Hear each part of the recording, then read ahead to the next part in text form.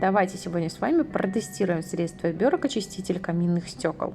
Вот такое каминное стекло у нас имеется, грязное. Перед применением средства обязательно встряхиваем. Наносим только на холодную поверхность, оставляем на 3-5 минут. Затем просто легким движением руки протираем влажной губкой или тряпкой. Вся сажа, копоть и жир легко отходит. Средство действительно быстрое и эффективное.